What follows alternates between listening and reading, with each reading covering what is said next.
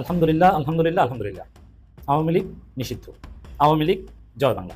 দর্শক, আমাদের দাবি পূরণ হয়েছে। আল্লাহ রাব্বুল আলামিন আমাদের দোয়া কবুল করেছে। বিএনপিকে বাংলাদেশে এখন থেকে আর কারো বাল ছিঁড়তেও লাগবে না। আওয়ামী লীগের মতো ঐতিহ্যবাহী ঐতিহাসিক একটা দল আজকে বাংলাদেশ থেকে ব্যান হলো। আর একটা গুড নিউজ দেই আপনাদের জন্য, যারা মানে এই নিউজটার জন্য অপেক্ষা করছিলেন। তো this is one the good news. এটাই চেয়েছেন অনেকেই। বাংলাদেশের মানুষ প্রমাণ করেছে আপনি যত বড় শক্তিশালী হন না কেন, people's power is ultimately superior. Great. We salute professor doctor Yunus the great. We salute the boss doctor Yunus. Excellent. প্রশংসার ভাষা। খেলা হয়ে গেছে, কিন্তু বিপদে আছে, বড় দল বিপদে আছে। এখন উনি কোন পথে যাবে, এইটাই হলো দেখার বিষয়। মির্জা ফখরুলের মতো লোকরা হামিদের মতো লোকজনদেরকে পূজা করে, কারণ রয়ের কানেকশন আছে না, পাওয়ারফুল লোক। ওই শুয়ারের বাচ্চারে দিয়া এই রয়ের বাতলামি আপলামি শুরু। দর্শক, আজকের এই ভিডিওটি দেখলে আপনারা রীতিমতো অবাক হয়ে যাবেন। আপনারা জানেন ইতিমধ্যে আওয়ামী লীগ সরকারের পতন হয়েছে। এখন ক্ষমতায় আছেন অন্তর্বর্তী সরকার ডক্টর মোহাম্মদ ইউনুস। অন্তর্বর্তী সরকারের মাননীয় উপদেষ্টা ডক্টর মোহাম্মদ ইউনুস থাকাকালীন দেশে কি কি ঘটনা ঘটে যাচ্ছে তা আপনাদের প্রমাণ সহকারে দেখাবো। দর্শক, কথা আর বাড়াবো না, ভিডিওতে চলে যাব। তার আগে আপনাদের কাছে ছোট্ট একটি অনুরোধ, আপনি যদি আমাদের চ্যানেলে নতুন দর্শক হয়ে থাকেন তাহলে অবশ্যই চ্যানেলটি সাবস্ক্রাইব করে পাশে থাকা বেল আইকনটি বাজিয়ে দিতে ভুলবেন না। আওয়ামী লীগ জয় বাংলা। দর্শক, আমাদের দাবি পূরণ হয়েছে। আল্লাহ রাব্বুল আলামিন আমাদের দোয়া কবুল করেছে। বাংলাদেশে আওয়ামী লীগ নিষিদ্ধ। বিএনপি ছাড়াই নিষিদ্ধ। জামাত শিবির পারে, তরুণ প্রজন্ম পারে, হুজুররা পারে। বিএনপিকে বাংলাদেশে এখন থেকে আর কারো বাল ছিঁড়তেও লাগবে না। বিএনপি শেষ। আগামী 8 বছরের মধ্যে বিএনপি জয় বাংলা হবে। এই যে গয়েশ্বরচন্দ্র রায় বলেছে না যে আজকে আওয়ামী লীগ নিষিদ্ধ চায়, যদি কালকে বিএনপি নিষিদ্ধ চায়, আকাম করলে নিষিদ্ধ না, পিটাই একদম ভারতে পাঠিয়ে দেবে। গয়েশ্বরকে তো ভারত রাখবে, অন্যগুলোকে তো ভারত রাখবে না। অন্যগুলোকে তো বঙ্গোপসাগরে ঝাঁপ দিতে হবে। ওই যে এখন ছাত্র দলের মাস্টার মাইন্ড বের হয়েছে না, যে যাত্রাবাড়ি সেক্টর কমান্ডার আমার নেতৃত্বে স্বাধীন হয়েছে। তো কিছুদিন পর দেখবেন যে বাটপারগুলো এটা বলবে যে আমরা আগে সিদ্ধান্ত নিয়েছিলাম। অথচ জনগণ যখন তীব্র গরমের মধ্যে আওয়ামী লীগ নিষিদ্ধের দাবিতে আন্দোলন করেছে, তখন ছাত্রদল সভাপতি পাড়ার ঘরে পাড়া এক বইরা খাটাস এই পতেঙ্গায় সমুদ্র সৈকতে চিল করে। অতএব এই বিএনপির কোনো ভবিষ্যৎ বাংলাদেশের রাজনীতি থাকতে পারে না। জনগণ বিএনপিকে গণে না। সুযোগ দিয়েছিল, পিনাকি সাজিসেরা বলেছিল যে খালেদা জিয়া যদি আসতো কত ভালো হতো, কিন্তু আসে নাই। 2 দিন পর ক্রেডিট চাইতে আসুক যে আওয়ামী লীগ নিষিদ্ধে, জুলাইতে ওদের কোনো ক্রেডিট নাই। বিএনপির অনেক সাধারণ কর্মী সমর্থকদের ক্রেডিট আছে, কিন্তু বিএনপির যে আপামর যে জনসাধারণ তাদের ক্রেডিট আছে, কিন্তু নেতৃবৃন্দের কোনো ক্রেডিট নেই। এরা বলেছিল যে না, আমরা কোটা সংস্কার আন্দোলনের সাথে জড়িত নই। তারপরে কিন্তু ধান্দাবাজি করেছে, অনেক ক্রেডিট নেওয়ার চেষ্টা করেছে। এবার আওয়ামী লীগ নিষিদ্ধের বাংলাদেশ জামায়াতে যেরকম ডি নাজিফিকেশন হয়েছে, তো বাংলাদেশে একদম ডি আওয়ামিফিকেশন হবে। আওয়ামী লীগ নিষিদ্ধ শুধু নির্বাহী আদেশে না। বিএনপি যে যুক্তি দিত যে নির্বাহী আদেশে নিষিদ্ধ সমাধান নয়, বিচার করুক। তো নির্বাহী আদেশে নিষিদ্ধ হয়েছে বিচারের জন্য। এর মানে বিচার হবে, আইন সংশোধন হচ্ছে, সব হবে। একদম বিএনপি মাঠে মারা খেয়েছে, কোনোভাবে আওয়ামী লীগকে বাঁচাতে পারো না। এখন এখন কি করবে বিএনপি? ওই বিএনপি তারেক রহমান কি করবে? ঘুম হবে আজকে? মির্জা ফখরুল ঘুম হবে? গয়েশ্বর ঘুম হবে? না মাল খেতে হবে? মাল না খেলে ঘুম হবে না আজকে। ভারতের দালালি করেছে না, ভারতের দালালি করে আওয়ামী লীগকে রক্ষা করার চেষ্টা করেছে। আগামী দিনে জনগণ বিএনপিকে ধরবে। Just wait and see. বিএনপিকে ধরা হবে। তো দর্শক, আওয়ামী লীগ নিষিদ্ধ শুধু এক্সিকিউটিভ অর্ডারে না, 4 ভাবে আওয়ামী লীগ নিষিদ্ধ হতে যাচ্ছে। এখন জুলাই সনদ আসতে যাচ্ছে। কিভাবে? 5 আগস্ট আওয়ামী লীগ নিষিদ্ধ হয়েছে জনগণ কর্তৃক। 10 মে 2025 এক্সিকিউটিভ অর্ডার নিষিদ্ধ হলো। এরপরে ট্রাইব্যুনালে বিচার হবে, আইন সংশোধন করা হচ্ছে। এরপরে জুলাই সনদে নিষিদ্ধ হবে, এটা কনস্টিটিউশনে থাকবে। এর মানে পলিটিক্যালি এক্সিকিউটিভ অর্ডারের মাধ্যমে বা লিগালি জুডিশিয়ারির মাধ্যমে হবে। At the same time Awami League নিষিদ্ধ হবে কনস্টিটিউশনালি। অতএব জাতিসংঘ, যুক্তরাষ্ট্র কেউ বাঁচাতে পারলো না। তো বিএনপি তো অনেক কিছু বলেছেন, এখন একটু রাজপথে নামেন না, আওয়ামী লীগ নিষিদ্ধ করেছে একটু প্রতিবাদ করেন, একটা বিবৃতি দেন। পিটাই একদম পিঠের চামড়া উঠিয়ে দেবে, নামেন না পারলে। আওয়ামী লীগের পক্ষে রাজপথে নামেন, আমি তো বললাম আমরা আছি রাজপথে। কোথায় আসবেন? শাহবাগ, পল্টন, নয়া পল্টন, পুরনো পল্টন, বিএনপি পার্টি অফিসের সামনে। র বা ভারতীয় বা হিন্দু এটা বলতে তিনি লজ্জা পান না। দেখেন সে কি বলছে, হিন্দু মুসলিম একই বৃত্তে দুটি ফুল। আমাদের সন্ধ্যা শুরু হতো শাক ও ঘন্টার ধ্বনিতে। আমি নিজেও পূজার প্রসাদ খেয়েছি বহুবার। কে হিন্দু কে মুসলমান এগুলো ভুলে গেলে চলবে না। আপনাদের একটা কথা বলি, বাংলাদেশে একজন জাতীয় কবি বানাইছিলেন এরশাদ সাহেব, তার নাম ছিল শামসুল হক। উনি শামসুর রহমান। উনি বলছিলেন, সকালবেলা আজানের ধ্বনি যখন শুনি মনে হয় বেশ্যা তার কাস্টমার ডাকতেছে, আস্তাগফিরুল্লাহ আস্তাগফিরুল্লাহ আস্তাগফিরুল্লাহ। এটা শুনে আল্লামা দেলওয়ার হোসেন সাইদি উনি বলেছিলেন শামসুর রহমানের এই মন্তব্যের পরে যে তা তো শুনবাই, ফজরের সময় আজান শুই না তুমি বেশ্যার ডাকি তো মনে হবে, যার যেটা অভ্যাস ছোটকাল থেকে, যার যেটা প্র্যাকটিস। তো মির্জা ফখরুল যদি কয় তার সন্ধ্যা মাগরিবের আজান দিয়ে শুরু হইতো না, তার সন্ধ্যা শুরু হইতো শাক আর ঘন্টার ধ্বনিতে, এ তো নামাজ পড়ে নাই কোনোদিন। আমাদের ভারতের যৌথ নাগরিক, দ্বৈত নাগরিক, ভারতীয় নাগরিক, বাংলাদেশের নাগরিক, সন্ধ্যার সময় ঘরে ডুকডুকি বাজাইতো, তবলা বাজাইতো। ওখানে তো আল্লাহু আকবার কইয়া কেউ নামাজ পড়তো না, তার কানে তো কোরআনের ধ্বনি যাইতো না, তার কানে তো হাদিস ঢুকতো না, তার কানে ঢুকতো ওইটা। দেখুন এই হামিদ ৭৭ সাল থেকে রয়ের দালালি করছে, এটা আওয়ামী লীগের প্রত্যেকটা লোক জানে।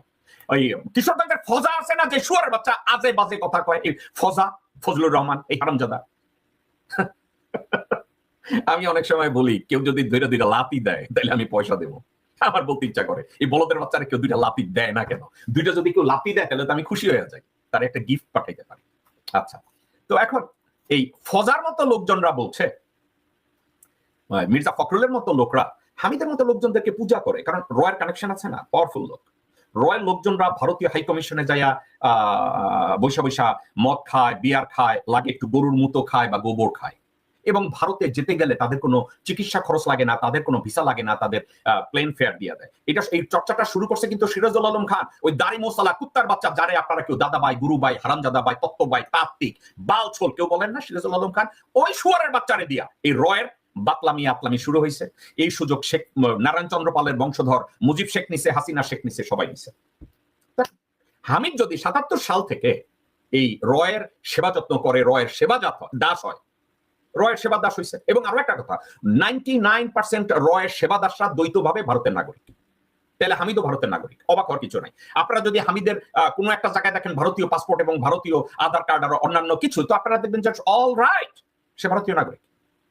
তাকে রাষ্ট্রপতি বানাইছে। রাষ্ট্রপতি বানানোর মূল উদ্দেশ্য ছিল বাংলাদেশে ভারতের আধিপত্যকে কিভাবে এস্টাবলিশ করা যায়, বাংলাদেশের সার্বভৌমত্বকে কিভাবে ডিস্ট্রয় করে বাংলাদেশকে ভারতের আওতাভুক্ত করা যায়। এজন্য হামিদ তার জীবন উজাড় করে দিয়ে কাজ করেছে। ওই যে জুলাই ঘোষণাপত্র, সেটাকে আমলে নিছে, সেটাও তারা স্বীকৃতি দিবে। ট্রেন মিস করলেন না, আয় হায়, ও ভাই সাহেব দৌড়ি আইয়েন, গাড়িয়ে হুঁত করছে, স্টেশনের টিকিটের মাস্টার লোক ডাকাত করছে, ভাই সাহেব দৌড়ি আইয়েন। একটুখানির জন্য ট্রেন মিস করলেন। বারবার বলতেছিলাম যে আপনারা এই জুলাই গণ অভ্যুত্থানের সাথে থাকেন, এদের নিয়েই, এদের বুকে নিয়েই রাজনীতি করেন, এদের দল গঠন করার দরকার নাই তো। আপনারা যদি একে বুকে নিয়ে নিতেন আর বলতেন তোমাদের দায়িত্ব আমরা নিলাম। দেখেন ভাই ব্রাদার, কেমন অবস্থা দাঁড়াইছিল। আজকে যদি এটা আদায় করতে না পারতো, এরা সবাই ঝুলা করতো ভাই, সবাই ফাঁসিতে ঝুলা করতো। ওরা কোথায় গিয়ে দাবি আদায় করলো? শাহবাগ।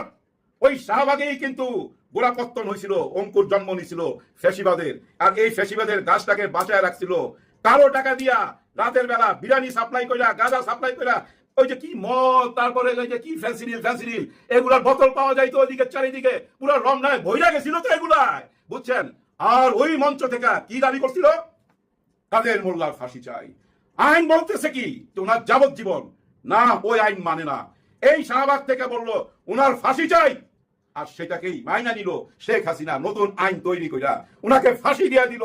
আজকের এই যে বুদ্ধিজীবীরা, একটু আগে দেখলাম একজনকে আয়সা বলতেছে এটা কি ফ্যাসিবাদী আচরণ না, এটা কি ফ্যাসিবাদী আচরণ না, এই সরকার নাকি এটা ফ্যাসিবাদী আচরণ করছে। আমার প্রশ্ন হইল, সেদিন কি ওটা ফ্যাসিবাদী আচরণ ছিল না? একটা মঞ্চ থেকে বলবে আর ফাঁসিতে ঝুলাই দিবে। জানেন, ওইখান থেকে বলতো জাতীয় পতাকা অর্ধনিম্ন থাকবে না, উপরে থাকবে, নিচে না উপরে।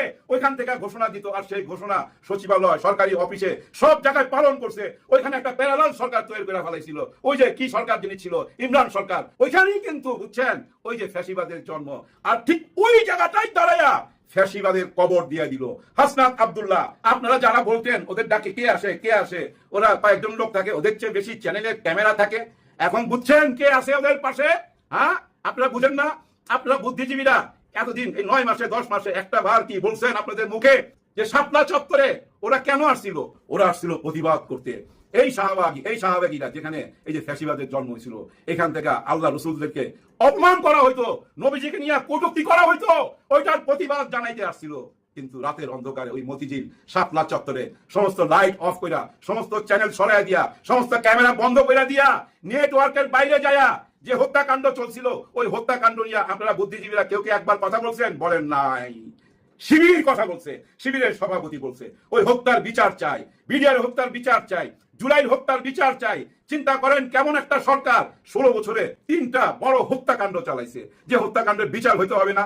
জাতিসংঘ থেকে বলতেছে অপরাধী, আপনারা কেউ অপরাধী মাইনা নিতে চান না। এখানে কি বলা হয়েছে? এখানে আইনের ফাঁকে ফেলে দেওয়া হয়েছে যে কোনো সন্ত্রাসী গ্রুপ যদি থাকে, কোনো সন্ত্রাসী দল যদি থাকে, কোনো দল যদি সন্ত্রাসী কার্যক্রম করে, তাদেরকে নিষিদ্ধ করা যাবে। আর দেখেন, আপনি 10 মাসের অডিও কল নেন শেখ হাসিনার, একটা অডিও কল পাবেন দেশপ্রেমের কথা। সমস্ত অডিও কলে ওনার আক্ষেপ, ওনার ক্রোধ, ওনার ক্ষোভ এবং সন্ত্রাসী কথাবার্তা। ওরে ধরো, ওরে মারো, ওর নামে লিস্ট করো, মার্ডার করার লাইসেন্স পেয়ে গেছি, 273 জনকে খায়া ভালামু, ওর ঘরে আগুন দাও, ওর ঘর পোড়াও, এগুলা কোন নেত্রীর বক্তব্য হইতে পারে? দেশে তো একটা কিছু ঘটছে, তাই না? কত বড় একটা মহাশক্তি ছিল শেখ হাসিনা, আপনারা খেয়াল করে দেখেন। তার সঙ্গে কে না ছিল? দেশের প্রতিটি অর্গান ছিল তার সাথে, র্যাব, পুলিশ, আর্মি, সচিবালয় এবং তার নিজের দলে। তারা দাবি করে অর্ধেক লোক তাদের, তার মানে কি 10 কোটি, তার মানে কি 18 কোটি, 9 কোটি তাদের, বাদ দেন 5 কোটি লোক তাদের। ওই 5 কোটির সাথে দেশের সমস্ত অর্গানের সাথে এই এনসিপি যারা জড়িত এবং আরো যারা আছে বাইরে, সারা দেশেই আছে, প্রবাসেও আছে ভাই, ওনারা এভিডেন্স বন্ধ করে যুদ্ধ চালাইছে। এরা কিন্তু সবাই এই যুদ্ধের সৈনিক। এদেরকে মাথায় নিবেন না, এদেরকে মূল্যায়ন করবেন না, এদেরকে বাদ দিয়া আপনাদের 32 দফা, আপনাদের 32 দফার মধ্যে ওদের একটা দফা নাই কেন? তাহলে কি রাজনীতি করবেন? দেখেন, হাসনাত আব্দুল্লাহর ডাকে কে আসে নাই বলেন? কে আসে নাই? হেফাজতে ইসলাম, চরমনাই পীর সাহেব, আমাদের যে জামাতে ইসলাম, শিবির, প্রতিটি রাজনৈতিক দল যারা ইসলামিক মাইন্ডেড সবাই আসছে, এবং আরো যে দলগুলো আছে সব দলই কিন্তু আসছে, একমাত্র বিএনপি আসে নাই। আপনারা ট্রেন মিস করছেন, ট্রেন। তাই তারা বলছে যে পাকিস্তান সম্ভবত এখনো সেই বিস্ফোরণ ঘটিয়ে চলেছে, তারা আঘাত হানছে ক্রমাগতভাবে। খবর হচ্ছে এই, ভারতীয় গণমাধ্যম আনন্দবাজার বলছে জম্মু ও কাশ্মীরে ফের কানে আসছে বিস্ফোরণের শব্দ। অস্ত্র বিরতির কি হলো, প্রশ্ন মুখ্যমন্ত্রী ওমর আব্দুল্লাহ। দর্শক, এই খবর শিরোনাম থেকে বুঝতে পারছেন যে ভারত কতখানি আতঙ্কগ্রস্ত হয়ে গেছে। পাকিস্তান একযোগে 36টা শহরে হামলা চালানোর পর রীতিমতো থরেকম্প শুরু হয়েছে ভারতের ভেতরে, এবং তার বহিঃপ্রকাশ ঘটছে মুখ্যমন্ত্রী ওমর আব্দুল্লাহর কথায়। এখানে বলা হচ্ছে ভারত ও পাকিস্তানের মধ্যে অস্ত্রবিরতির পরেও জম্মু কাশ্মীরে বিস্ফোরণের শব্দ পাওয়া গেছে। শনিবার রাত 9টার কিছু আগে জম্মু ও কাশ্মীরের মুখ্যমন্ত্রী ওমর আব্দুল্লাহ সামাজিক যোগাযোগ মাধ্যমে জানান, শ্রীনগরে বিস্ফোরণের শব্দ শুনতে পেয়েছেন তিনি। অস্ত্রবিরতির কি হলো তা নিয়ে প্রশ্ন তুলেছেন ওমর। কিছু সময় পর একটি ভিডিওয় সমাজ মাধ্যমের পাতায় পোস্ট করেন ওমর। জম্মু ও কাশ্মীরের মুখ্যমন্ত্রীর ওই পোস্টের কিছুক্ষণ আগে সংবাদ সংস্থা রয়টার্স দাবি করেছে জম্মু শহরেও বিস্ফোরণের শব্দ পাওয়া গেছে। সংবাদ সংস্থা ANI এর সমাজ মাধ্যম পাতায় জানানো হয়েছে জম্মু ও কাশ্মীরের উধমপুর এলাকাতেও বিস্ফোরণের শব্দ পাওয়া গেছে। পাশাপাশি শনিবার রাতে রাজস্থান, বারমেড, জৈসলমের এবং পাঞ্জাবের পিরোজপুর ব্ল্যাক আউট হয়েছে। তার মানে দর্শক এখনো বুঝতে পারছেন যে তাদের আতঙ্ক কাটেনি, এখনো ব্ল্যাক আউট হয়েছে। তার মানে অন্ধকার করা হয়েছে, তার কিছু ছবি দেখা যাচ্ছে যে বিস্ফোরণের শব্দ এবং এক রাতের অন্ধকারের একটি ভয়াল ছবি পোস্ট করছে আনন্দবাজার পত্রিকা। দর্শক, এর আগে আমি বলেছিলাম যে পাকিস্তানের এই ভয়ঙ্কর তোপ যে দাগলো ভারতের মাটিতে, এইটা ভারত সম্ভবত নিতে পারবে না এবং তাদের ভয়াবহ কিছু ক্ষতি হয়েছে। তার মধ্যে অন্যতম হচ্ছে ভারতের সুপারসনিক ব্রাহ্মস ক্ষেপণাস্ত্রের মজুদগারে, যেখানে ক্ষেপণাস্ত্রগুলো মজুদ করা হতো, সেখানে হামলা চালিয়েছে পাকিস্তান। হামলা চালিয়েছে রীতিমতো তাদের আকাশ প্রতিরক্ষা ব্যবস্থা SC-400 সেই ক্ষেপণাস্ত্র ব্যবস্থা ধ্বংস করেছে, যার মূল্য $1.5 বিলিয়ন মার্কিন ডলার।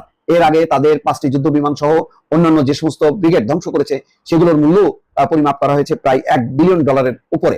সুতরাং এত ক্ষতি এবং যেই ওই অঞ্চল দিয়ে যে পরিস্থিতি তৈরি করেছে, পাকিস্তান একের পর এক তোপ দেখেছে, 500 ড্রোন দিয়ে হামলা চালিয়েছে এবং ব্যাপক ক্ষয়ক্ষতি হয়েছে। তাদের কর্মকর্তা নিহত হয়েছে। পুরো ক্ষয়ক্ষতির চিত্র তারা আনছে না।